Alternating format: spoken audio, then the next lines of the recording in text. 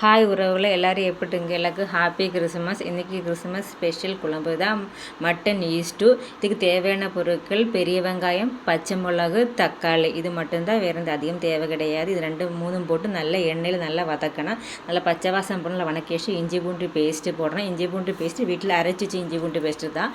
அதுவும் போட்டு நல்லா பச்சை வாசம் போல் நல்லா வதக்கி விட்டுறணும். நல்லா அந்த பச்சை வாசம் போனால் அதுக்கப்புறம் மல்லித்தூள் போடணும். மல்லித்தூள் வீட்டில் அரைச்ச மல்லித்தூள் தான். மல்லித்தூள் 1.5 ஸ்பூன் மல்லித்தூள் 1.5 ஸ்பூன் மட்டும் மல்லித்தூள் தான் போடணும். அதுக்கப்புறம் கொஞ்சம் மஞ்சத்தூள், அவ்வளோதான். இது 2 போட்டு நல்லா வணக்கணும். நல்லா பச்சை வாசம் அந்த மல்லித்தூள் வாசம் போடணும்ல. அதுக்கப்புறம் வேக வச்ச மட்டன் எடுத்து கொட்டணும். மட்டன் முன்னாடி வேக வச்சு வச்சிடணும்.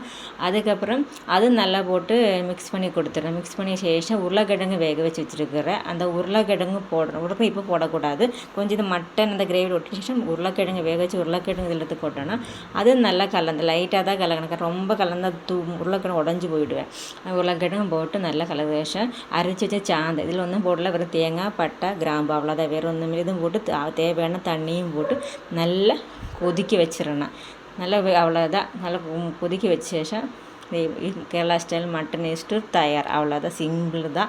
இது மெயினாக இதுக்கெலாம் சாப்பிடணும். கேரளாவில் வெட்டையப்பம் சொல்லுவேன், வெள்ளையப்பம் சொல்லுவேன். அதுக்கு சாப்பிடலாம், ஆப்பத்துக்கு சாப்பிடலாம். ப்ரெட்டு, மெயினாக ப்ரெட்டு. இது கிறிஸ்மஸுக்கு எல்லா வீட்லேயும் இருக்கும். இதுதான் எங்கள் வீட்டில் இன்றைக்கி கிறிஸ்மஸ் ஸ்பெஷல். இது மட்டன் கிரேவி. இது எங்கள் எட்டாய் செய்து தான். இந்த நாள் கண்டிப்பாக இந்த வீடியோ போடணும் இருக்குது. இந்த வெளியே போன வேலையிருந்து எல்லாருக்கும் ஹாப்பி கிறிஸ்மஸ்.